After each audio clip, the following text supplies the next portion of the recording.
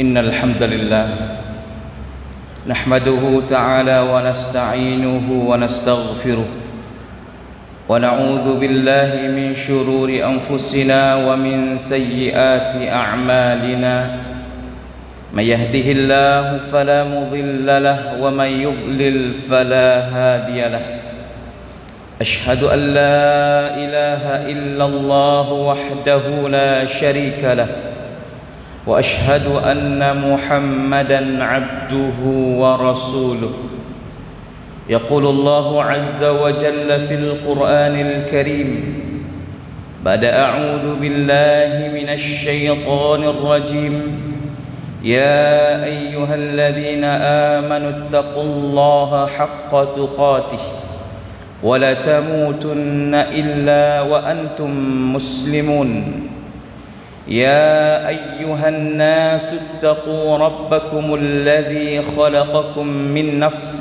واحدة وخلق منها زوجها وبث منهما رجالا كثيرا ونساء واتقوا الله الذي تساءلون به والأرحام إن الله كان عليكم رقيبا أما بعد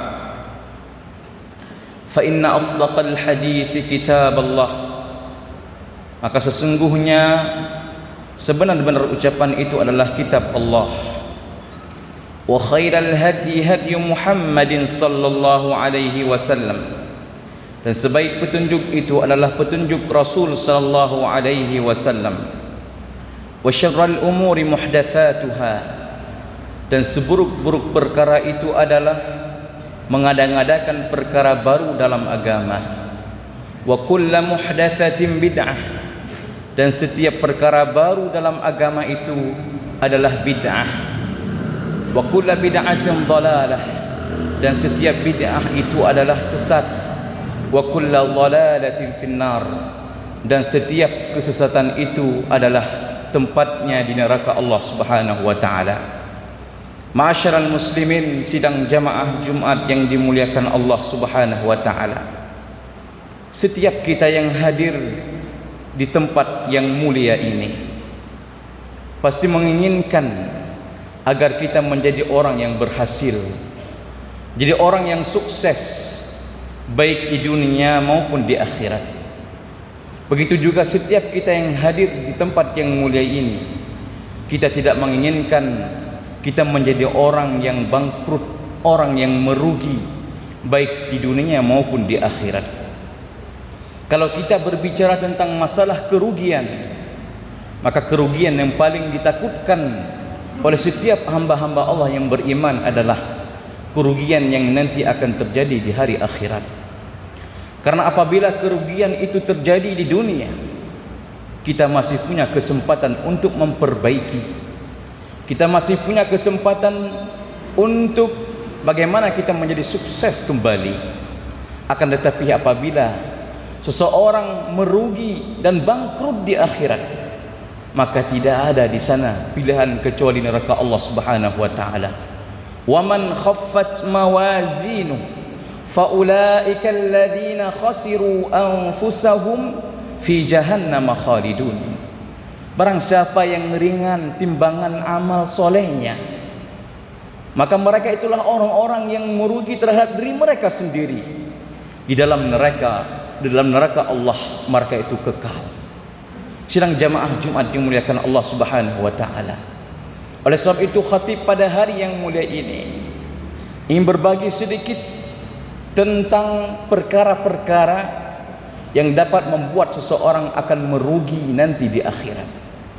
Tujuan kita sebutkan ini jemaah dimuliakan Allah tidak lain kecuali supaya kita untuk menjauhinya, bukan untuk kita lakukan. Sebagian ulama mengatakan araftu syarra la li syarri walakin li tauqih. Aku mengetahui keburukan bukan untuk aku berbuat keburukan tersebut, akan tapi untuk mewanti-wanti. Wa man la ya'rifu syarra minal khairi yaqa'u fihi. Maka orang yang tidak bisa membedakan antara baik dan buruk, maka dia akan terjatuh ke dalam keburukan sedangkan ia tidak menyadarinya. Apa saja yang dapat membuat seseorang nanti merugi di akhirat? Kalau kita rujuk kepada hadis Rasul sallallahu alaihi wasallam, maka Abu Hurairah radhiyallahu taala anhu di dalam hadis yang diriwayatkan oleh Imam Muslim, Rasul sallallahu alaihi wasallam bersabda, "Atadruna manil muflis?" Tahukah kalian siapakah orang yang merugi itu? Maka sahabat menjawab menurut pengertian mereka, "Al-muflisu fina man la dirhama lahu wa la matah." Orang yang rugi menurut kami wahai Rasulullah, mereka itulah orang-orang yang tidak memiliki duit dan tidak memiliki harta benda ataupun aset-asetnya. Maka Rasulullah sallallahu alaihi wasallam menjawab, "Al-muflisu min ummati." Orang yang merugi di antara umatku, di kalangan umatku, artinya di antara orang-orang yang beriman, may ya'ti yaumal qiyamah, orang yang datang nanti pada hari kiamat, bi salatin wa zakatin wa siyamin. Dia datang nanti pada hari kiamat dengan membawa pahala salat, membawa pahala puasanya, membawa pahala zakatnya. Artinya apa? Ibadah yang kita sebutkan tadi semuanya adalah ibadah maqbulah, ibadah yang diterima. Artinya ibadah yang dia lakukan di dunia itu adalah ibadah yang mencukupi syarat, itu ikhlas karena Allah dan mutaba'atul Rasul, mengikuti petunjuk Rasul sallallahu alaihi wasallam, sehingga dia mendapatkan pahala yang banyak dan dia bawa nanti hari kiamat. Kata Rasulullah, wa ya'ti, dan dia datang pada saat itu, qad syatama hadza, sedangkan dulunya di dunia dia mencela si fulan. Subhanallah. Dia datang di akhirat, ketika di dunia dia mencela si fulan. Wa qadhafa hadza, kemudian dia menuduh si fulan. Wa akala mala hadza, dan memakan harta si fulan. Wa safaka dama hadza, dan dia menumpahkan darah si fulan. Wa dharaba hadza, dan dia memukul si fulan. Bima Rasulullah sallallahu alaihi wasallam sebutkan orang merugi di akhirat. Yang pertama adalah dia ketika di dunia mencela orang. Ketika hidup di dunia dia tidak pandai menjaga lisannya. Lisannya begitu mudah ketika melihat kesalahan orang lain, begitu mudah keluar kata-kata celaan, kata-kata jorok, kata-kata yang mengandung kemurkaan. Maka orang ini adalah orang yang merugi, kata Rasul sallallahu alaihi wasallam.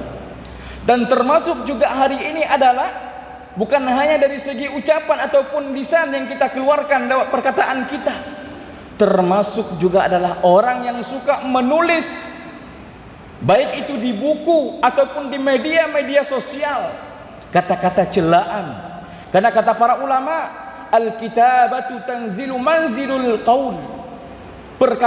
Tulisan itu kedudukannya seperti kedudukan ucapan. Dan termasuk juga selain daripada yaitu tulisan, orang yang menggunakan anggota tubuhnya, baik tangannya, kakinya, mulutnya, ataupun matanya, ataupun yang lain daripada anggota tubuhnya, yang tujuannya adalah untuk merendahkan orang lain, untuk mencaci orang lain. Maka mereka itulah orang-orang yang merugi nanti di akhirat. Qad syatama hadza wa qadhafa hadza. Yang kedua, orang yang menuduh orang lain berbuat perbuatan fahisyah, baik itu bentuk perzinaan ataupun homoseksual. Maka orang ini adalah orang yang merugi. Lalu bagaimana hari ini yang terjadi di tengah umat Islam? Bentuk cacian seseorang berupa tuduhan terhadap orang lain. Banyak kita dapat di tengah-tengah masyarakat jamaah di belakang Allah hari ini. Ketika kita mengatakan ke seorang, kamu adalah anak bajingan, ataupun yang sejenis daripada kata-kata itu, otomatis kita telah menuduh orang tua anak tersebut berbuat zina. Ketika kita katakan seseorang kamu adalah anak haram, berarti itu otomatis kita menuduh orang tua yang kita cela tersebut adalah orang tua mereka telah berbuat perzinaan, dan ini sangat berbahaya, sangat merugikan di akhirat. Jemaah dimuliakan Allah. Wa akala mala hadza, kata Rasulullah, yang ketiga adalah orang yang memakan harta yang tidak berhak dia makan. Betapa banyak kita lihat juga kondisi kaum muslimin, terutama sekali di pasar, banyak orang yang terjatuh di dalam hal ini. Seorang pedagang menjual barang dagangannya, ketika dia menjual kepada orang lain, dia mengurangi timbangannya. Ketika dia membeli dari orang lain, dia menambahkan timbangannya. Ataupun seorang pedagang, katakanlah pedagang buah, ketika dia menjual kepada orang lain, dia letakkan buah yang bagus di atas, dan dia selipkan buah-buah yang sudah tidak pantas lagi untuk dijual di bawah. Ketika dia jual, dia campur antara buah yang bagus dengan buah yang buruk.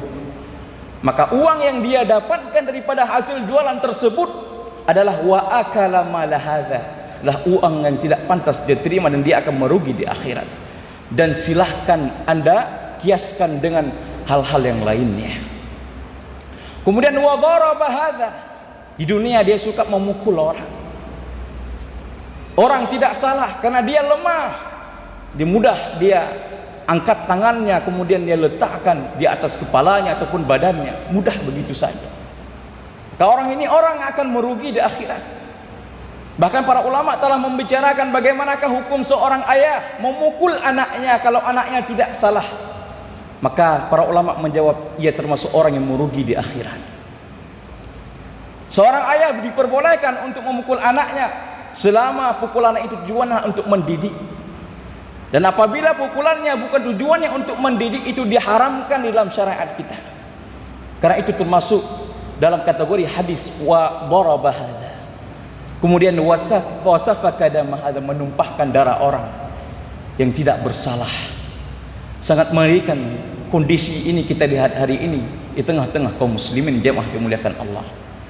Maka Rasulullah sallallahu alaihi wasallam menunjukkan fayu'ta hadza min hasanatihi wa hadza min hasanatihi. Maka orang yang menzalimi orang lain, kebaikannya itu diberikan kepada orang-orang yang dia zalimi. Wa in faniyat hasanatuhu qabla ma ayyuqda alaihi, apabila kebaikan orang yang menzalimi tersebut sudah habis, orang yang zalim sudah habis kebaikannya, maka ukhidat min khatayahum, maka keburukan orang-orang yang dia zalimi tersebut diambil, faturihat alaihi, dicampakkan kepadanya, thumma turiha finnar, kemudian dia ditempatkan, dilemparkan ke neraka Allah Subhanahu wa taala. Inilah orang yang merugi di akhirat nanti, jemaah dimuliakan Allah Subhanahu wa taala. Kemudian sidang jemaah Jumat dimuliakan Allah Subhanahu wa taala. Yang kedua, perkara yang kedua yang dapat menyebabkan seorang rugi di akhirat adalah seseorang yang melakukan amalan tidak mencontohkan Rasul sallallahu alaihi wasallam. Seseorang beribadah tapi dia tidak mencontohkan Rasul sallallahu alaihi wasallam, tidak sesuai dengan yang Rasul sallallahu alaihi wasallam kerjakan. Maka dalam hadis yang sangat masyhur, sering sekali kita dengar, yang diriwayatkan oleh Imam Bukhari dan Muslim dari ibunda kita yang tercinta Aisyah radhiyallahu taala anha, Rasul sallallahu alaihi wasallam bersabda, man ahdatha fi amrina hadza ma laysa minhu fahuwa raddun. Barang siapa yang mengada-ngadakan suatu urusan baru dalam perkara agama, maka dia tertolak. Dalam riwayat Imam Muslim, man amila amalan laysa alaihi amruna fahuwa raddun. Barang siapa yang mengerjakan suatu amalan yang ia tidak ada perintahnya dari kami, maka ia tertolak. Jemaah dimuliakan Allah, ketika amalan tersebut tertolak, otomatis amalan itu tidak ada pahala. Tidak ada pahala, tidak diterima oleh Allah Subhanahu wa taala, dan tidak akan mendapatkan pahala. Sebesar apapun amalan dia lakukan, sebesar apapun uang dia keluarkan untuk membuat amalan tersebut, tenaga yang dia keluarkan untuk dia lakukan amalan tersebut, tidak akan diterima. Bahkan yang sangat kita takutkan lagi, bukan hanya sekedar tidak diterima, Bukan sekedar hanya tidak berpahala dan tidak diterima daripada amalannya tersebut, akan tetapi justru Allah akan menghukumnya dikarenakan ia berbuat suatu perbuatan yang tidak ada contohnya Rasul sallallahu alaihi wasallam. Dalam sebuah surat yang sering kita dengar, Allah Subhanahu wa taala berfirman, "Amilatun nasibah." Ketika di dunia dia beramal, nasibah, berletih-letih dalam beramal, capek, luar biasa, berletih-letih dalam dia beramal, tasla naran hamiyah, akan tetapi di akhirat dia akan dimasukkan ke dalam api yang menyala-nyala. Kebanyakan para ulama tafsir menafsirkan ayat ini mengatakan mereka itulah orang-orang yang ketika di dunia melakukan amalan tidak sesuai dengan perintah atau contoh dari Rasul sallallahu alaihi wasallam. Tidak sesuai dengan contoh dari Rasul sallallahu alaihi wasallam. Maka mereka akan dibakar di dalam neraka Allah Subhanahu wa taala.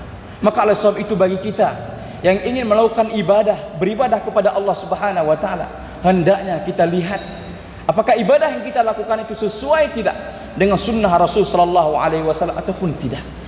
Karena dalam masalah ibadah kita tidak perlu memakai perasaan kita, karena perasaan kita tidak suci. Perasaan kita tidak sebagaimana dalil Al-Quran dan Sunnah. Tidak. Perasaan kita itu penuh dengan kotoran dan kesalahan, akan tapi dalil itu adalah suci dan tidak pernah salah. Ma'asyiral muslimin sidang jamaah Jumat yang dimuliakan Allah Subhanahu wa taala. Kemudian perkara selanjutnya yang menyebab seseorang akan merugi di akhirat adalah seseorang yang tidak pandai menggunakan umurnya ketika dia hidup di dunia. Seseorang ketika di dunia tidak pandai menggunakan umurnya untuk kebaikan. Maka Allah Subhanahu wa taala berfirman, "Wa hum yastarikhuna fiha." Mereka itu berteriak di dalam neraka, "Rabbana akhrijna na'mal salihan ghaira alladzi kunna na'mal." Wahai Tuhan kami, keluarkanlah kami dari neraka.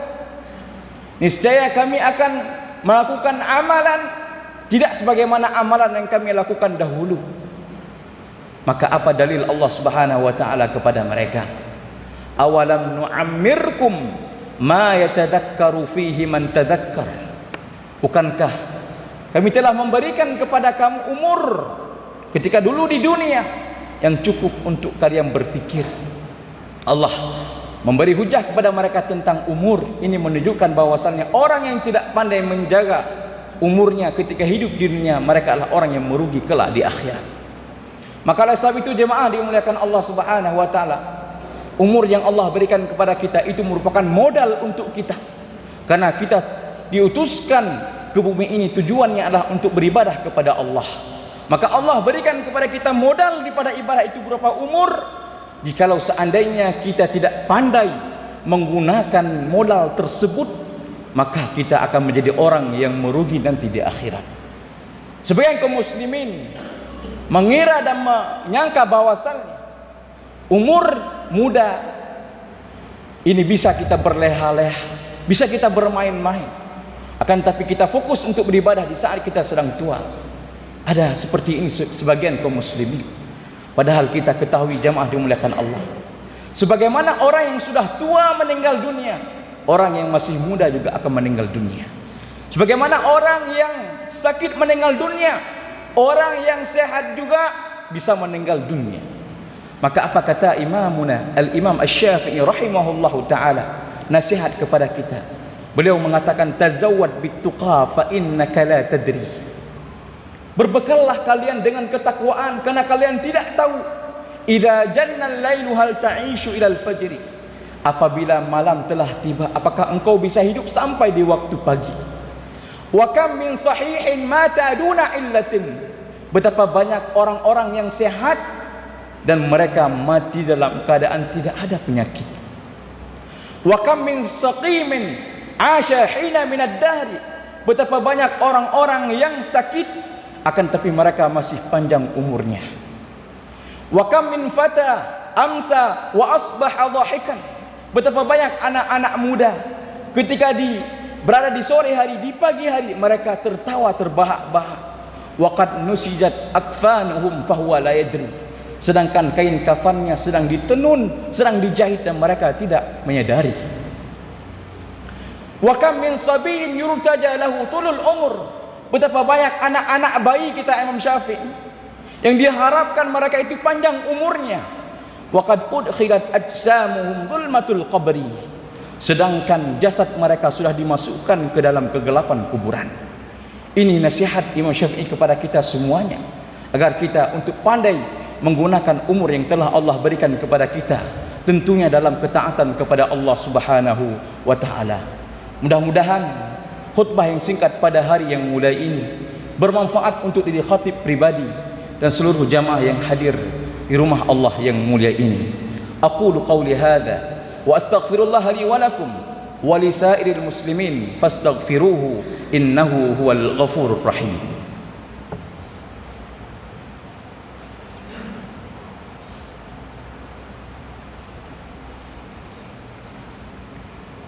Alhamdulillahi wa kafa wassalatu wassalamu ala ibadihi alladhina istafa. Asyhadu an la ilaha illallah wahdahu la syarika lah wa asyhadu anna Muhammadan abduhu wa rasuluh. Ya ayuhan nas, usi nafsi wa iyyakum bitaqwallah faqad fazal muttaqun haitsu yaqulu Allah azza wa jalla fil Qur'anil Karim.